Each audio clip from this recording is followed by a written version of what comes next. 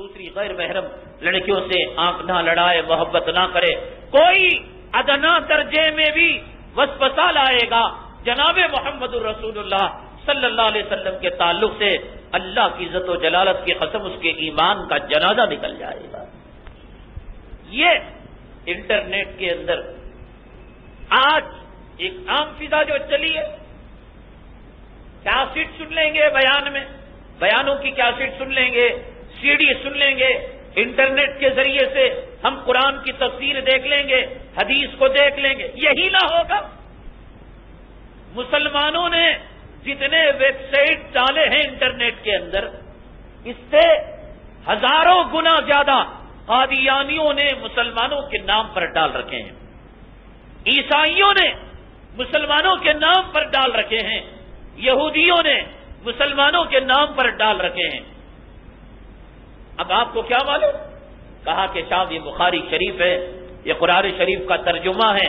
اب وہ بیان کرتے کرتے، لکھتے لکھتے ایسے طرز پر بات آتی ہے، اللہ کے حبیب پاک صلی اللہ علیہ وسلم کے دل میں عورتوں کی محبت کو ڈالا گیا۔ آپ نے اتنی عورتوں سے محبت کی، آپ نے اتنی عورتوں سے نکاح کیا۔ حضرت عائشہ صدیقہ رضی اللہ تعالیٰ عنہا سے آپ بے پناہ محبت کیا کرتے تھے۔ ایک نیوٹرل نوجوان جس کا علماء سے کوئی تعلق نہیں، دین سے کوئی رشتہ نہیں، اولیاء کرام کی صحبت کا ایک ذرہ اسے نصیب نہیں، جہاں سگنل میں کھڑا لیفٹ سائڈ دیکھا، ایک رنڈی عورت کے اوپر ایک رنڈوا پڑا ہوا ہے، رائٹ سائڈ میں دیکھا آدھی چولی پہنی ہوئی سینے کو دکھانے والی کھڑے ہو کر ایک ڈانسر کا پوسٹر نظر آ رہا ہے، جہاں سیکس ہی سیکس نظر آیا، ٹی وی کو کھولا تو سیکس نظر آیا، اشتہارات میں دیکھا تو سیکس نظر آیا، فلموں میں دیکھا تو سیکس نظر آیا، ناولوں کو پڑھا، افسانوں کو پڑھا تو اسے فحاشی نظر آئی۔ اب یہ گندا دماغ والا اللہ کے حبیب پاک صلی اللہ علیہ وسلم کی شادی کی روایتوں کو سنے گا، یہی نہ خیال کرے گا؟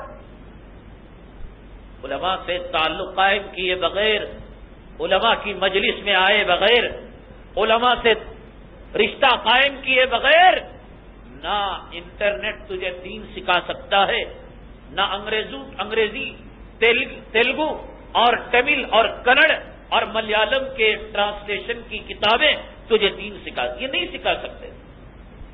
جب میں نے کہا کوئی آدمی کتاب میں ڈرائیونگ سیکھ کر وہ کار نہیں چلا سکتا، کوئی آدمی کتاب میں تیرنا سیکھ کر سمندر میں چھلانگ نہیں مارتا، شریعت تیرے باپ دادا کا طریقہ ہے، اتنا سستا کہ کتابوں میں پڑھا اور انٹرنیٹ پہ دیکھا اور عمل کر بیٹھا۔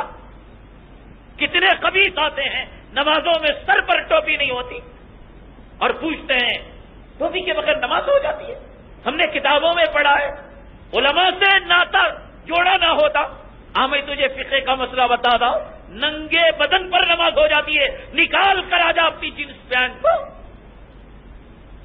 ارے فقہا نے لکھا ہے آدمی کو مجبوری ہو، کپڑا نہ مل رہا ہو تو اپنے گھر کے تنہائی کے خانے میں، کسی الگ کمرے میں جہاں کسی اور کی نگاہ نہ جا رہی ہو، کمرے کو بند کر کر ننگا نماز پڑھ لے اور بیٹھ کر نماز پڑھے، اپنی شرمگاہ کو اپنے پیروں میں چھپا کر نماز پڑھے۔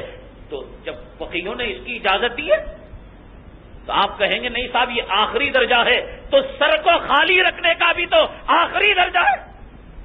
پوری رسول اللہ صلی اللہ علیہ وسلم کی زندگی میں ایک مثال بتا کہ اللہ کے حبیب پاک صلی اللہ علیہ وسلم کے سامنے ٹوپی تھی اور عمامہ تھا اور آپ نے اس کو چھوڑ کر ننگے سر کو نماز پڑھا۔ یہ انجام ہے؟ یہ کون مسلمان ہیں؟ یہ انٹرنیٹ کے مسلمان ہیں، یہ کتابوں کے مسلمان ہیں، یہ تفسیروں کے مسلمان ہیں۔